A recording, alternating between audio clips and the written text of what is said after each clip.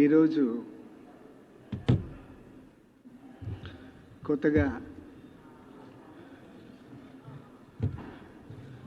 విద్యుత్ రంగంలో గవర్నమెంట్ ఒక ప్రత్యేకమైనటువంటి రిఫార్మ్ తీసుకొస్తూ మొన్న జీవో ఇవ్వటం జరిగింది. గవర్నమెంట్ ఉత్తర్వులు. దాని మీద అక్కడక్కడ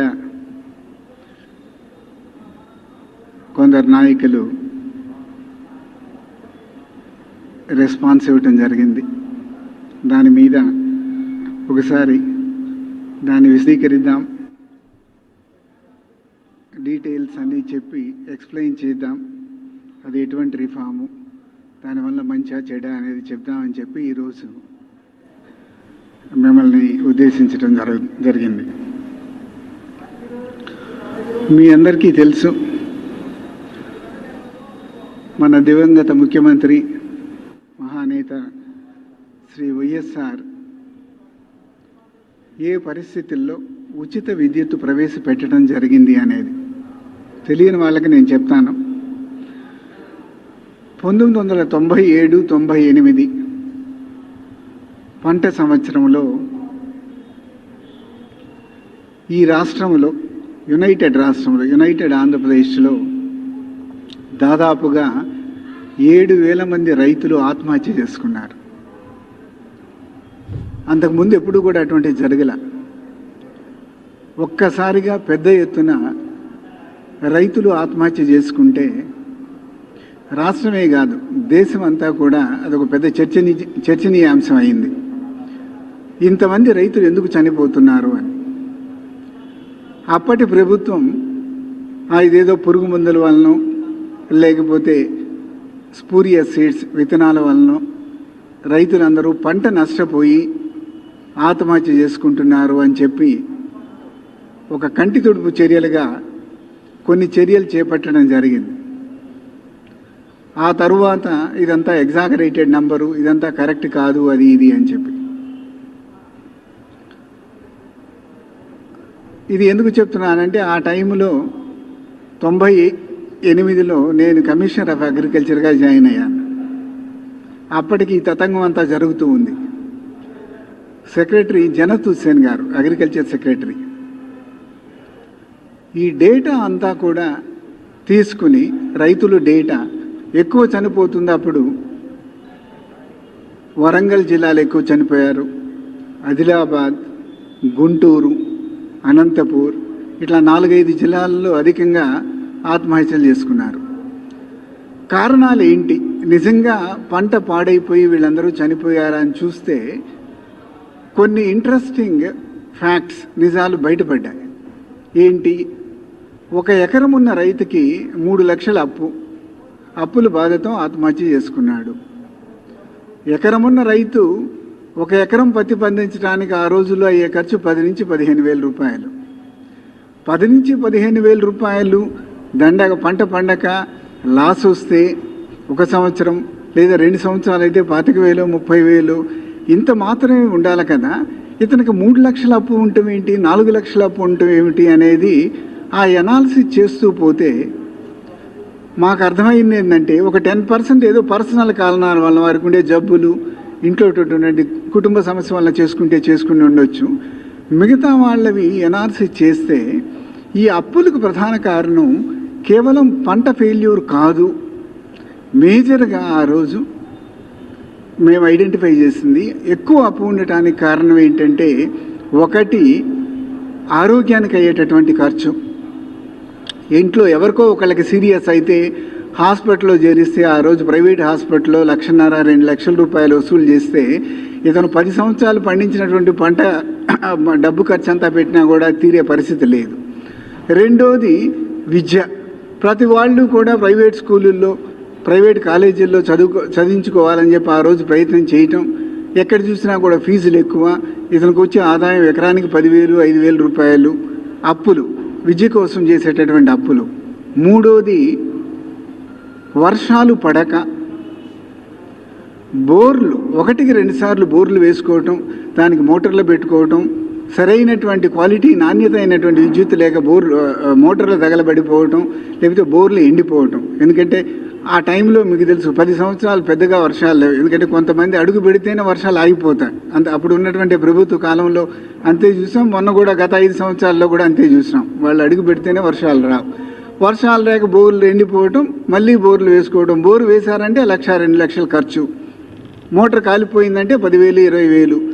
ఈ ఖర్చులతోటి ఇబ్బంది పడుతున్నారని ఇవన్నీ కూడా ఫ్యాక్ట్స్ ఆయన పాదయాత్రలో కూడా వైఎస్ఆర్ గారు తెలుసుకుని ఆలోచించి ఎనలైజ్ చేసి ఈ 3 సెక్టర్లకు కూడా 3 పరిష్కారాలు మనం కనుక్కోవాలి అని చెప్పి ఆ రోజు విద్యకు ఫీజు రీయింబర్స్మెంట్ స్కీమ్ పెట్టాం. అదేవిధంగా ఆరోగ్యానికి ఆరోగ్యశ్రీ ప్లస్ సప్లిమెంటరీ సర్వీసెస్ 108లు ఇవన్నీ కూడా మనం అందుబాటులోకి తీసుకురావాలి. ఎంత ఖర్చు అయినా కూడా రైతులను బతికించడానికి 2 ఒకటి విద్యుత్ విపరీతంగా ఛార్జీలు అవుతున్నాయి, ఖర్చు పే చేయలేకపోతున్నారు. కారణం ఏంటంటే అంతకుముందు బోర్డు ఉన్న కాలంలో అంటే ఈ యూటిలిటీస్ రాకముందు అన్బండ్లింగ్ జరగకముందు ఒక హెచ్పికి 50 రూపాయలు ఉంటే అన్బండ్లింగ్ అయిన తర్వాత అప్పటి ప్రభుత్వం 665 రూపాయలు తీసింది ఒక హార్స్ పవర్కి. ఏది విద్యుత్ ఛార్జీలు అంటే దాదాపు 10 రెట్లు పెంచారు, 10 కంటే ఇంకా ఎక్కువ రేట్లు. ఇది దారుణంగా ఉంది, రైతులు కట్టలేకపోతున్నారు అని చెప్పి విద్యుత్ ఏ విధంగానైనా సరే మనం ఫ్రీగా ఇవ్వాలి.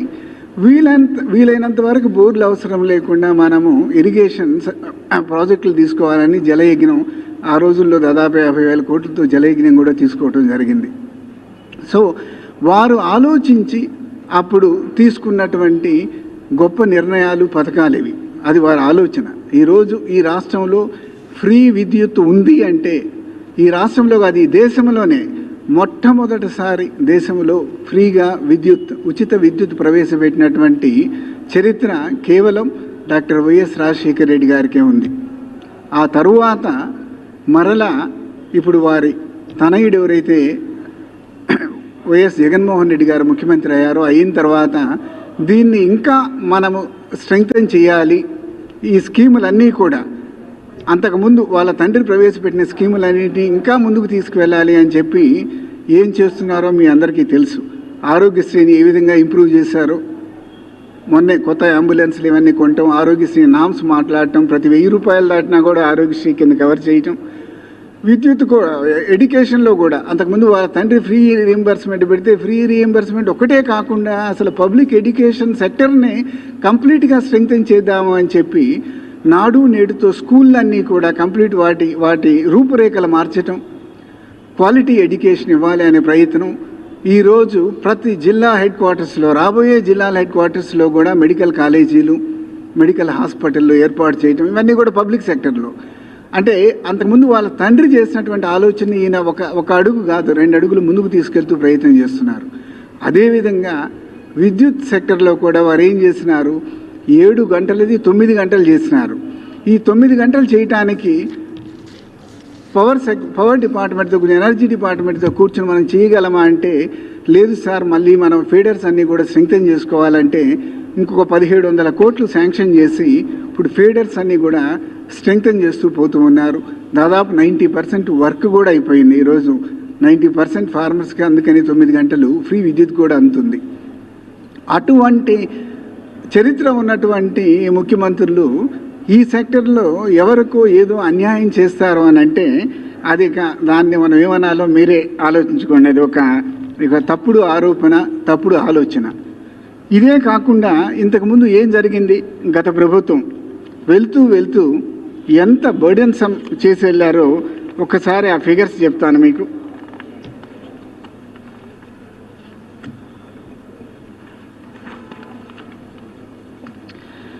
2019-20 ఆర్థిక సంవత్సరంలో విద్యుత్ ఉత్పత్తిదారులకు అంటే సప్లయర్స్కు బకాయిలు అంటే జెన్కో కావచ్చు, ప్రైవేట్ సప్లయర్స్ కావచ్చు 34,384 కోట్లు చెల్లించింది. ఎవరు, మన ఇప్పుడున్నటువంటి ట్రాన్స్కోలు కానీ డిస్కామ్స్ కానీ చెల్లించారు. 34,384 కోట్లు చెల్లించారు గత సంవత్సరం సప్లయర్స్కి. ఇందులో 20,122 కోట్ల బాకీలు పాతవి, అంటే మార్చి 2019 కంటే ముందు ఉన్నటువంటి బాకీలు 20,122 కోట్లు. ఆ బాకీలలో 14,036 కోట్లు ఆల్రెడీ చెల్లించారు. అంటే 14,000 చిల్లర కోట్లు పాత బాకీలకు చెల్లిస్తూ బ్యాలెన్స్ 20,000 కోట్లు గత సంవత్సరం కొన్నటువంటి విద్యుత్కి పే చేయటం జరిగింది. ఇదే కాకుండా మొత్తం విద్యుత్ సబ్సిడీలు, అంటే గవర్నమెంట్ నుంచి విద్యుత్ సబ్సిడీ బకాయిలు 13,391 కోట్లు పెండింగ్ ఉంటే మార్చి 2019 నాటికి ఆల్రెడీ మన ప్రభుత్వం పవర్ యూటిలిటీస్కి గత సంవత్సరం అంటే 2020 మార్చికి 8,655 కోట్లు ఇవ్వటం జరిగింది. ఈ సంవత్సరం బ్యాలెన్స్ విద్యుత్ సబ్సిడీ ఇతర ఛార్జీల కింద 9,249 కోట్లు విడుదల చేశారు. అంటే మొత్తము కూడా 17,904 కోట్లు రిలీజ్ చేయడం జరిగింది. అంటే కరెంట్ సబ్సిడీ 2019-20కి సంబంధించింది 9,248 కోట్లు, పాత సబ్సిడీ 13,391 కోట్లలో 8,655 కోట్లు, మొత్తం కలిపి 17,904 కోట్లు గత సంవత్సరం ఖర్చు పెట్టడం జరిగింది. గత 5 సంవత్సరాల్లో ఎప్పుడూ కూడా ఇందులో సగము డబ్బు కూడా ఏ సంవత్సరం ఇవ్వలేదు, అన్నీ పెండింగులు పెట్టుకుంటూ వెళ్ళిపోయారు. అలానే మనం రైతులకు ఉచిత విద్యుత్ బకాయిల కింద ఈ ప్రభుత్వం వచ్చిన తర్వాత 7,171 కోట్లు మనం జమ చేయటం జరిగింది. ఇందాక నేను చెప్పినటువంటి 17,000 కోట్ల స్ట్రెంగ్తనింగ్ కాకుండా వ్యవసాయం ఫీడర్స్కి ఇంప్రూవ్మెంట్కి 7,171 కోట్లు సబ్సిడీ రైతులకు ఇవ్వటం జరిగింది. అదేవిధంగా యాక్వా రైతులకు 717.39 కోట్ల సబ్సిడీ అందజేయటం జరిగింది. ఇవన్నీ కూడా మిగతా సబ్సిడీలు కాక మిగతా సబ్సిడీ వాళ్ళు కలుపుకుంటే దాదాపు 11,000 కోట్లు అవుతాయి. ఏది మన రెసిడెన్షియల్ సబ్సిడీస్ ఇటువంటివి కూడా కలుపుకుంటే ఎస్సీ ఎస్టీ రెసిడెన్సెస్కి ఇంకా రకరకాల సబ్సిడీలు కలుపుకుంటే చేనేత వాళ్ళందరికీ ఇచ్చేవి మొత్తం 11,000 కోట్లు సబ్సిడీలు అవుతాయి.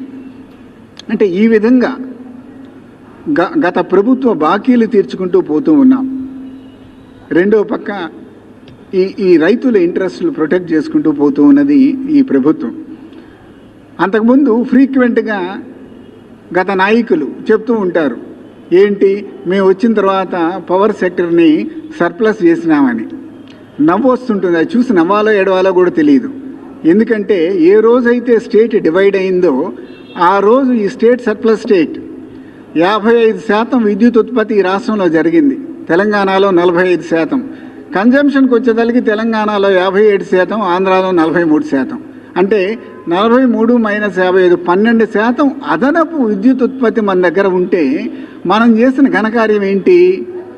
ఉన్నటువంటి జనరేటింగ్ స్టేషన్స్ అంటే థర్మల్ పవర్ స్టేషన్స్ అన్నీ కూడా పిఎల్ఎఫ్ఎల్ తగ్గించి, అంతకుముందు 70% 80% పిఎల్ఎఫ్ఎల్లో నడిచే వాటిని 40% 50%కి తీసుకుని వచ్చి కమిషన్ల కోసం ప్రైవేటు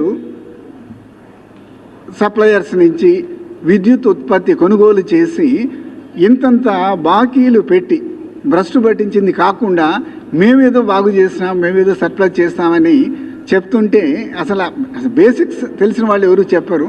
మనకు అది నవ్వాలో ఎడవాలో తెలియదు. అటువంటి దురదృష్టమైనటువంటి పరిస్థితి. ఈ బ్యాక్గ్రౌండ్లో ఇప్పుడు కొత్తగా మనం చేయబోయేది ఒక్కసారి మీకు డీటెయిల్గా చెప్తాను. కేంద్ర ప్రభుత్వం ఈ మధ్య ఒక డ్రాఫ్ట్ యాక్ట్ సర్క్యులేట్ చేశారు. డ్రాఫ్ట్ ఎలక్ట్రిసిటీ యాక్ట్ని, అంటే ఏదైతే సెంట్రల్ యాక్ట్ ఉందో అంతకుముందుది, దాన్ని మేము ఎమెండ్ చేయబోతున్నాము అని చెప్పి అన్ని రాష్ట్రాలకి సర్క్యులేట్ చేయడం జరిగింది. ఆ డ్రాఫ్ట్ యాక్ట్లో ఉన్నటువంటి ఒక మేజర్ ప్రపోజల్ ఏంటంటే కంపల్సరీగా ప్రతి రాష్ట్రం కూడా ఎవరైతే రైతులకు కానీ ఇంకేదైనా సెక్షన్కి సబ్సిడీలు ఇస్తున్నారో వాళ్ళందరూ ఆ సబ్సిడీలని డైరెక్ట్ బెనిఫిట్ ట్రాన్స్ఫర్ కింద ఆ వినియోగదారుల అకౌంట్లకి మీరు చేర్చాలి. చేర్చకపోతే మేము ఒప్పుకోము అని చెప్పి క్లియర్గా వాళ్ళ డ్రాఫ్ట్ యాక్ట్లో చెప్పడం జరిగింది.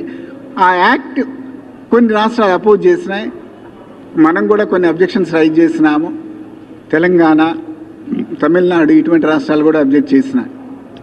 అయినప్పటికీ వాళ్ళు బహుశా ఈ కమింగ్ సెషన్, రేపు సెప్టెంబర్లో ఈ నెలలో జరగబోయే సెషన్లో బహుశా ఆ డ్రాఫ్ట్ యాక్ట్ని రెగ్యులర్ బిల్లు కింద తీసుకురాబోతున్నారు. ఈ డైరెక్ట్ బెనిఫిట్ ట్రాన్స్ఫర్ అనేది దేశం మొత్తం కూడా కంపల్సరీ చేయబోతూ ఉన్నారు. దానికి ముందే ఒక స్టెప్ ఏం తీసుకున్నారంటే, మొన్న ఈ కోవిడ్ సందర్భంగా అదనంగా అన్ని రాష్ట్రాలు కూడా మీరు జిఎస్టీ ఆదాయం తగ్గిపోతుంది, జిఎస్టీ ఆదాయం తగ్గిపోయింది కాబట్టి టు దట్ ఎక్స్టెంట్ మీరు అడిషనల్ బారోయింగ్స్ తప్పనిసరి కాబట్టి దానికి రిలాక్సేషన్ ఇస్తాం. కానీ ఈ రిలాక్సేషన్కి ఇవ్వాలి అని అంటే మీరు అదనంగా బాకీలు తెచ్చుకోవాలి అంటే కంపల్సరీ కొన్ని రిఫార్మ్స్ తీసుకురావాలి అని చెప్పి వేరియస్ సెక్టర్లో వేరియస్ రిఫార్మ్స్ 4-5 సెక్టర్లో 4-5 రిఫార్మ్స్ వాళ్ళు సజెస్ట్ చేయడం జరిగింది. ఏది మున్సిపల్ రంగంలో మన ప్రాపర్టీ ట్యాక్స్లు ఇవన్నీ కూడా రివైజ్ చేయాలి. అదేవిధంగా ఇండస్ట్రీ రంగంలో మన ఈజ్ ఆఫ్ బిజినెస్ దానికి కొన్ని రిఫార్మ్స్ సజెస్ట్ చేశారు. ఎలక్ట్రిసిటీ రంగంలో కంపల్సరీగా మీరు ఒక్క జిల్లాలో అయినా సరే డైరెక్ట్ బెనిఫిట్ ట్రాన్స్ఫర్ మీరు ఇంప్లిమెంట్ చేసి చూపెడితేనే 31 డిసెంబర్ లోపు చేయగలిగితేనే, చేసి చూపెడితేనే తర్వాత వచ్చే సంవత్సరం నుంచి మేము డీబీటీ ఇంప్లిమెంట్ చేస్తాము అని అంటేనే మేము కన్సిడర్ చేస్తాము ఇది అని చెప్పి ఒక కండిషన్ పెట్టడం జరిగింది. సో ఈ రాష్ట్రాలు ఈ అప్పులు అంటే ఈ కోవిడ్ సందర్భంగా అప్పులు అవసరం కాబట్టి డెఫినెట్గా వాళ్ళు ముందుకు వస్తారు ఇటువంటి డ్రాస్టిక్ రిఫార్మ్స్ తీసుకురావడానికి అని చెప్పి వాళ్ళు సజెస్ట్ చేయడం జరిగింది. దానికి అనుకూలంగా ఆలోచించి సరే మనం ఒక జిల్లాన ప్రయత్నపూర్వకంగా చేసి చూద్దాము అనేటటువంటి ఆలోచన ఈ ప్రభుత్వం చేయటం జరిగింది. ఎందుకు? ఇప్పుడు డీబీటీ చేయాలంటే ప్రభుత్వానికి దమ్ము ఉండాలి. It's not ordinary thing. అంటే ప్రభుత్వం కంపల్సరీగా వీళ్ళ అకౌంట్లో టైం ప్రకారము ప్రతి నెల కూడా, ఇప్పుడు అగ్రికల్చర్ సెక్టర్ తీసుకుంటే వాళ్ళకి ఇచ్చేటటువంటి రైతులకు ఇచ్చేటటువంటి సబ్సిడీ వాళ్ళ అకౌంట్లో వేయాలి, వేయక తప్పదు. వేస్తేనే ఆ డబ్బు మరలా మన డిస్కామ్లకు వాళ్ళు కట్టగలరు, లేకపోతే వాళ్ళు కట్టలేరు కదా. ఈ ఉద్దేశంతో ఆలోచించి ఇది చెయ్యాలా వద్దా అని చెప్పి చాలామంది బ్యూరోక్రాట్స్ మాలాంటి వాళ్ళు కూడా ముఖ్యమంత్రి గారికి సార్ ఇది చాలా కష్టమైంది, మనం ఎక్కడ చేస్తాం సార్, చాలా ఇబ్బందులు ఉంటాయని చెప్పడం జరిగింది. అయినా వారు ధైర్యంగా లేదు, మా ఫాదర్ ఉచిత విద్యుత్ రావటానికి కారకుడు, నేను దాన్ని ఇంకా చక్కగా ఇంప్లిమెంట్ చేసి చూపెడతాను, దీంట్లో మనం వెనకాడటానికి లేదు. రైతు మనకు ముందున్నటువంటి నెంబర్ 1, మనకు వెన్నెముక లాంటి వాడు. అటువంటి రైతు కోసం మనం ఏదైనా చేయాలి, ఎన్నైనా చేయాలి. అంతేగాని చేయలేమని చెప్పి మీరందరూ చేతులు ఎత్తేస్తే కాదు, తప్పనిసరిగా దీన్ని ఇంప్లిమెంట్ చేసి చూపెడదామని చెప్పి ఒక ఛాలెంజ్ లాగా తీసుకుని మీరు వర్కౌట్ చేయండి అని అంటే అప్పుడు ఎనర్జీ డిపార్ట్మెంట్ కూర్చుని డీటెయిల్ గైడ్లైన్స్ తయారు చేయడం జరిగింది. దీని వలన రైతులకు ఎట్టి నష్టము లేదు, కాగా ఇంకా పైపెచ్చు లాభం. నష్టం ఎందుకు లేదు అని అంటే జరిగే పద్ధతి ఏంటంటే ఈరోజు 18 లక్షల మోటార్లు ఉన్నటువంటి రైతుల అకౌంట్లలోకి రైతులకు కొత్త అకౌంట్లు ఓపెన్ చేస్తారు. ఏది డిస్కామ్స్, యూటిలిటీస్ వారి బాధ్యత. వీళ్ళందరికీ కూడా సెపరేట్ అకౌంట్స్ ఓపెన్ చేయడం. కారణం ఏంటి? వాళ్ళకు ఉన్నటువంటి పాత అకౌంట్లో రకరకాల బాకీలు ఉండొచ్చు, ఇంకేమైనా కారణాలు ఉండొచ్చు. సో మనం వేసినటువంటి డబ్బు ఆ బ్యాంకులు మినహాయించుకోవచ్చు, లేదా వాళ్ళు డైవర్ట్ చేసుకోవచ్చు. అందుకని చెప్పి అటువంటి అవకాశం లేకుండా అందుకోసం అని చెప్పి వాళ్ళందరూ అకౌంట్లు కూడా ఓపెన్ చేయించే బాధ్యత ఇటు ఫైనాన్స్ డిపార్ట్మెంటు అటు పవర్ యూటిలిటీస్ తీసుకుంటాయి. వాళ్ళందరి చేత అకౌంట్లు ఓపెన్ చేసి ఆ అకౌంట్లో ప్రాంప్ట్గా ప్రతి నెల కూడా మీటర్ రీడింగ్ ప్రకారము ఏది ఎలక్ట్రిసిటీ డిపార్ట్మెంట్ ఏదైతే స్మార్ట్ మీటర్స్, తర్వాత కొన్ని ఇన్ఫ్రారెడ్ అటువంటి టెక్నాలజీలు ఉపయోగించి మీటర్లు అవి పెడతారో డైరెక్ట్గా రీడింగ్ ఏదైతే తీసుకోవడానికి అలవాటు వీలు పడుతుందో వాటి ద్వారా ఇమీడియట్గా అకౌంట్ ఫైనాన్స్కి సప్లై చేస్తారు. ఫైనాన్స్ ఆ అకౌంట్ ప్రకారం అంటే ఎవరికి ఎంత యూటిలిటీ ఎంత కన్జ్యూమ్ చేశారు, దానికి ఎంత అమౌంట్ మనం డ్యూ సబ్సిడీ ఇవ్వాలి ఫ్రీగా, ఇవ్వాలి అనే దాని ప్రకారం ప్రాంప్ట్గా ఈ అకౌంట్లో డిపాజిట్ చేయడం జరుగుతుంది. ఆ అకౌంట్ ఒక ఎస్క్రో అకౌంట్ లాగా, ఆ అకౌంట్ నుంచి ఆటోమేటిక్గా డిస్కామ్కి ట్రాన్స్ఫర్ అవుతుంది. దీనివల్ల ఏంటి, ఒకటి ప్రతి రైతుకి కూడా తనకు ఎంత సబ్సిడీ వస్తుంది అనేటటువంటి తెలిసిపోతుంది. అంత సబ్సిడీ ఇచ్చిన తర్వాత రైతు ఆ డిస్కామ్ని, యూటిలిటీని, ఏమయ్యా నేను 30,000 రూపాయలని కట్టినాను, నాకేంటి ఇటువంటి తక్కువ క్వాలిటీ పవర్ ఇస్తున్నావు, లేకపోతే నాకు ఈ ఫలానా రిపేర్లు చేయట్లేదు అని చెప్పి అడిగే హక్కు వస్తుంది. ₹1 కూడా ఏ విధంగా డైరెక్ట్గా కానీ ఇండైరెక్ట్గా కానీ రైతు దాంట్లో కంట్రిబ్యూట్ చేసేటటువంటి అసలు అవకాశం లేదు. కంట్రిబ్యూట్ కాదు, ఇన్వాల్వ్ అయ్యే అవకాశమే లేదు. ఇదంతా కూడా డైరెక్ట్గా ఫైనాన్స్ డిపార్ట్మెంట్ యూటిలిటీస్కి ఇవ్వటం, ఫైనాన్స్ డిపార్ట్మెంట్ రైతుల అకౌంట్లకి ట్రాన్స్ఫర్ చేయటం, ఆ అకౌంట్లన్నీ కూడా యూటిలిటీస్ మెయింటైన్ చేస్తున్నాయి. అకౌంట్ల నుంచి డైరెక్ట్గా యూటిలిటీస్ కలెక్ట్ చేసుకోవటం అనేది సీమ్లెస్గా, సింపుల్గా జరుగుతుంది తప్పితే మధ్యలో రైతుల పాత్ర ఏముండదు, రైతులకు ఇబ్బంది ఏముండదు. ఆఖరికి ఇప్పుడు పెట్టేటటువంటి స్మార్ట్ మీటర్స్ కూడా మొత్తము కూడా ఫ్రీగా కేవలం యూటిలిటీసే వాళ్ళ బాధ్యత తీసుకుని బిగిస్తారు.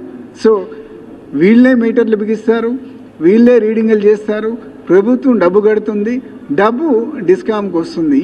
సో ఫ్రీ పవర్ అనేది చక్కగా సీమ్లెస్గా ఇంప్లిమెంట్ అవుతుంది తప్పితే ఇదేదో ఎవరినో మోసం చేయటానికో ఇంకొకటో చేయటానికో కాదు. అసలు అటువంటి ఈ రక్తంలోనే జగన్మోహన్ రెడ్డి గారు కానీ రాజశేఖర రెడ్డి గారు ఆ కుటుంబ రక్తంలోనే ఇట్లా మోసం చేసేటటువంటి కార్యక్రమం లేదు. మీరందరికీ తెలిసిందే, వాళ్ళు ఎప్పుడు మాట మీద నిలబడేవాళ్ళు, మనం మడమ తిప్పేవాళ్ళు అసలు కాదు అని చెప్పి కూడా రోజు మీరు వింటూ ఉంటారు. అటువంటి ఆలోచనే లేదు. రైతుల కోసం ఉన్నటువంటి ప్రభుత్వం ఇంకా అవసరమైతే ఇంకైనా ఖర్చు చేస్తారు తప్పితే రైతులకి ₹1 కూడా అడిషనల్గా బర్డెన్ వేసేదేమీ కాదు.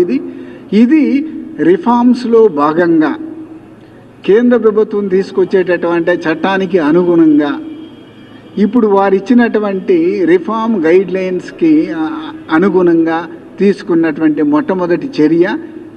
ఇంకా మనం గర్వపడాలి, ఎందుకంటే దేశంలో ఆ రోజు ఉచిత విద్యుత్ ప్రవేశపెట్టినటువంటి మొట్టమొదటి ముఖ్యమంత్రి వైఎస్ఆర్. ఈరోజు మరలా రైతులకు డైరెక్ట్గా డీబీటీ ద్వారా క్యాష్ ట్రాన్స్ఫర్ చేస్తున్నటువంటి మొట్టమొదటి ముఖ్యమంత్రి ఈ దేశంలోనే వైఎస్ జగన్మోహన్ రెడ్డి గారు. ఆ క్రెడిట్ వారికే వెళ్తుంది.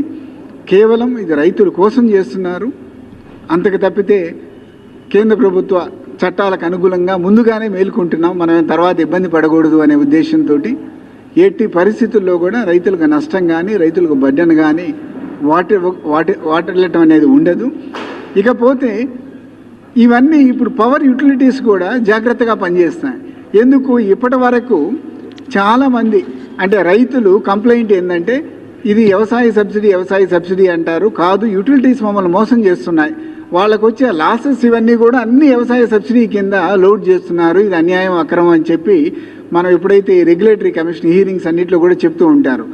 నేను కూడా చాలాసార్లు అన్నాను ఇదే పదం, ఇదంతా బోగస్ అండి, యాక్చువల్గా రైతులు ఇంత ఖర్చు పెట్టలేదు, రైతులకు అయ్యే కరెంటు వీళ్ళు అక్కడ మోసం చేసి వాళ్ళకు వచ్చే లాసులు కూడా ఇటు చూపెట్టి మేమేదో లాసులు తగ్గించినామని బ్రహ్మాండంగా ఫిగర్స్ కోట్ చేస్తూ ఉన్నారు అని చెప్పి అది కూడా బయటకు వస్తుంది. నిజమైనటువంటి వాస్తవ కన్జంప్షన్ కూడా బయటకు వస్తుంది. ఈరోజు ఏ సెక్టరు, ఎవరు, ఏ ఇండివిజువల్ ఎంత ఉపయోగిస్తున్నాడు అనేది కూడా తేలుతుంది.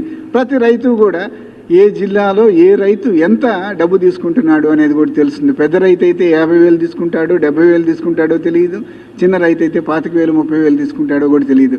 ఇవన్నీ బయటకు వస్తాయి, ఎక్కడా బడ్డెన్ ఉండదు, అంత సీమ్లెస్గా జరుగుతుంది, ఇబ్బంది ఏమీ ఉండదు. ఆ ఉద్దేశంతో రైతుల మంచి కోసం ఒక రెవల్యూషనరీ స్టెప్ ఈరోజు ప్రభుత్వం తీసుకోవడం జరిగింది తప్పితే ఎవరినో మోసం చేద్దాము, తర్వాత ఈరోజు మోటార్లు పెట్టి రేపు ఏదో చేద్దాము, అది చేద్దాము, ఇది చేద్దాము అనేటటువంటి ఆలోచనే లేదు. అలా మోసాలు చేసి రైతుల మీద కేసులు పెట్టి రైతుల మీద కాల్పులు జరిపి ఏడిపించిన చరిత్ర ఎవరికో అందరికీ తెలిసిందే. ఆ కేసులన్నీ ఎత్తేసిన ఘనత కూడా వైఎస్ రాజశేఖర రెడ్డి గారిది. సో ఇదంతా కూడా కేవలం ఒక రిఫార్మ్లో భాగంగా కేంద్ర ప్రభుత్వ డైరెక్షన్కి అనుగుణంగా ముందే మేల్కొని ధైర్యంగా తీసుకుంటున్నటువంటి ఒక రిఫార్మ్. ఇది ఈరోజు అందరికీ అర్థమయ్యేలా చెప్దామని చెప్పి మీ ముందుకు రావడం జరిగింది.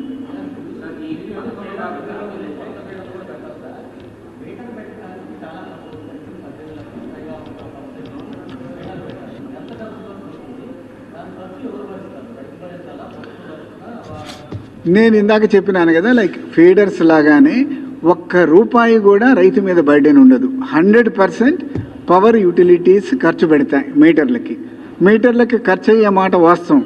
పూర్తిగా అన్ని జిల్లాల్లో మీటర్లు అన్నీ రావాలంటే 7-8 కోట్లు అవుతాయి అని చెప్పి అంతకుముందు అనుకున్నాం. స్మార్ట్ మీటర్లు గవర్నమెంట్ ఆఫ్ ఇండియా సప్లై చేసేవి.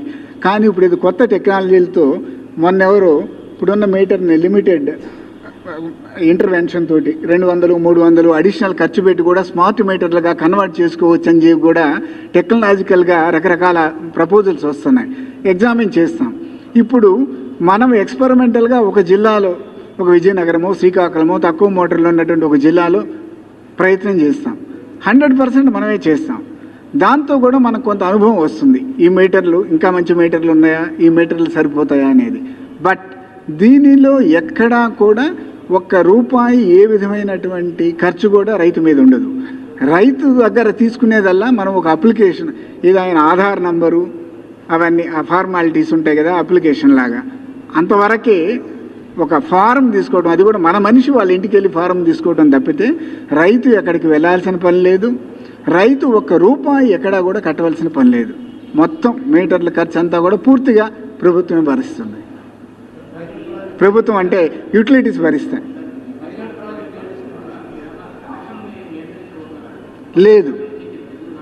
లేదు అసలు అటువంటి నియంత్రణ ఆలోచనే లేదు. చెప్తుంది కదా, ఇది కేంద్ర ప్రభుత్వం చట్టం తీసుకురాబోతుంది కంపల్సరీగా. అంటే ఇది ఒక్కటే కాదు, అన్ని పథకాలు ఒక్కొక్కటి.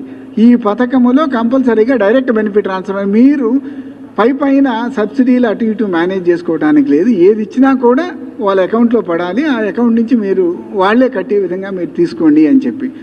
దానికి అసలు కనెక్షన్లకి సంబంధమే లేదు. కనెక్షన్లు అవసరాన్ని బట్టి ఎవరు అప్లై చేస్తే వాళ్ళకి కనెక్షన్లు ఇవ్వటం తప్పితే ఇప్పుడు there is no ban, there is no restriction. దాని మీద అబ్సల్యూట్లీ ఏమి అటువంటిది ఇది.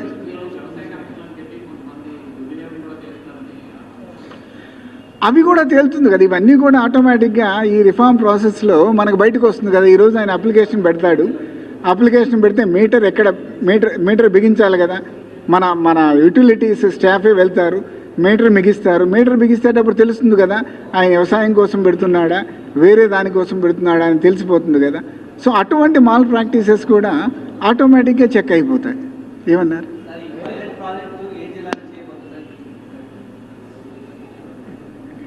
విజయనగరం అదే ఇంకా పక్కాగా డిసైడ్ చేయలేదంటున్నారు. అయితే ఇంకా 3-4 జిల్లాలు కన్సిడరేషన్లో ఉన్నట్టుంది. పెద్ద జిల్లా చేయాలా చిన్న జిల్లా చేయాలా అనేది ఆలోచించుకుని వాళ్ళు ఇంకా ఫైనలైజ్ కాలేదన్నారు.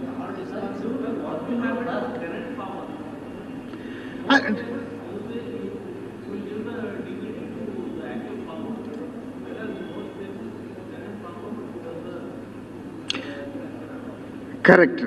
కానీ టెనెంట్ ఫార్మర్స్ ఇప్పుడు ఏం జరుగుతుంది? టెనెంట్ ఫార్మర్కి ఎక్కడన్నా కనెక్షన్ ఉందా? లేదు.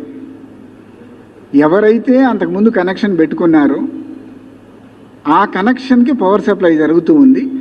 దాన్ని అంటే టెనెంట్లో లీజులో భాగంగా అతను తీసుకుంటున్నాడు. అంటే ఆ పొలానికి మోటారు బోరు అన్నీ ఉన్నటువంటి పొలాన్ని తన కౌలుకు తీసుకుంటున్నాడు. దీనిలో వచ్చే మార్పు ఏముంది? ఇప్పుడు మనం కూడా ఓన్లీ కనెక్షన్ ఓరియంటెడ్ కదా. ఆ కనెక్షన్ ఎవరికైతే ఉందో ఆ అకౌంట్లో డబ్బు పడుతుంది. ఆ అకౌంట్ ఆటోమేటిక్గా కరెక్ట్ ట్రూ. దాంట్లో ఇంటర్ఫీరెన్స్ ఏముంది? నేను చెప్తున్నా కదా, అకౌంట్లు మనమే మెయింటైన్ చేస్తున్నాం, ఎస్క్రో అకౌంట్. ఆ అకౌంట్ నుంచి ఆటోమేటిక్గా మీకు డిపాజిట్ అయిపోతుంది మీకు డిస్కామ్లో. అది కరెక్ట్. మనము అదే కౌలు రైతుకి ఏ ఇబ్బంది ఉండదు. ఎందుకు అని అంటే క్లారిటీ, ఎవరైతే బోరు తవ్వి మోటార్ పెట్టుకున్నాడో, ఎవరి పేరైతే కనెక్షన్ ఉందో అతని పేరు అకౌంట్ అవుతుంది. ఆ అకౌంట్కు పడిన డిపాజిట్ దున్నేది అతనైనా కౌలుదారుడైనా ఇంకొకడైనా కూడా ఆ అమౌంట్ ఆటోమేటిక్గా మీకు డిస్కామ్లో డిపాజిట్ చేస్తుంది. Control is by discom. Escrow accounts అన్ని కంట్రోల్ చేసేది డిస్కామ్.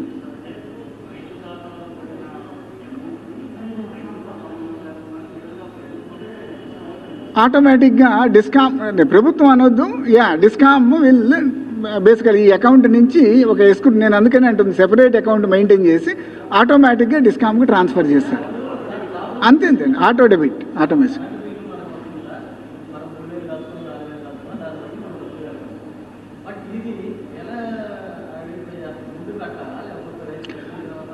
అసలు ముందు కట్టే ప్రసక్తే లేదు. నేను అదే ఇందాక అంటుంది, రైతులకు సంబంధమే ఉండదు అని చెప్పి. ఎప్పుడు వీళ్ళు బిల్లు తయారవుతుందో ఆ బిల్లుని వీళ్ళు రైతు వారీగా ఫైనాన్స్ డిపార్ట్మెంట్కి పంపిస్తే ఫైనాన్స్ డిపార్ట్మెంట్ రైతు వారీగా ఆ డబ్బు ఈ కొత్తగా ఓపెన్ చేసే అకౌంట్లకు ట్రాన్స్ఫర్ చేస్తుంది. ఆ ట్రాన్స్ఫర్ అయినటువంటి డబ్బు వేరే విధంగా డైవర్ట్ కాకుండా ఆటోమేటిక్గా మీకు డిస్కామ్ అకౌంట్లో పడుతుంది. సో గవర్నమెంట్ ఆఫ్ ఇండియా కోరుకున్నటువంటి డీబీటీ ఇంప్లిమెంట్ అవుతుంది. ఆ డబ్బుని డైవర్ట్ చేసే అవకాశం ఎవరికీ ఉండదు. దాదాపుగా control is with the agencies. దాదాపుగా వాళ్ళు ఆపరేట్ చేయడానికి అవకాశం ఉండదు. అందుకని ఎక్స్క్లూజివ్ అకౌంట్ ఫర్ ఎలక్ట్రిసిటీ అంతే, దాదాపు 99% అంతే. Yes, that we take care, we will ensure that we will take care.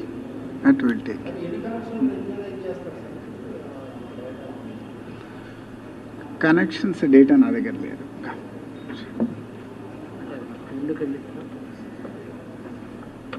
అసలు మనకి డేటా ఏమి లేదు. అంటే సెక్రటరీ గారు ఏమంటున్నారంటే ఫీల్డ్లోకి వెళ్ళిన తర్వాత తెలుస్తుంది, ఎన్ని ఉంటే అన్నీ చేసేస్తాం. ఎక్కడన్నా కూడా ఇంకా రెగ్యులరైజ్ కానిటువంటి కనెక్షన్ ఏమైనా ఉంటే ఈరోజు ఎగ్జాక్ట్ డేటా మా దగ్గర లేదు. డెఫినెట్గా ఇప్పుడు వెళ్ళిపోతుంది కాబట్టి ఆటోమేటిక్గా ప్రతిదీ కూడా రెగ్యులరైజేషన్ ఆటోమేటిక్గా అయిపోతుంది. అదే రైతుని ఏ విధంగా ఇబ్బంది కలగకుండా ఆపరేట్ చేస్తాం.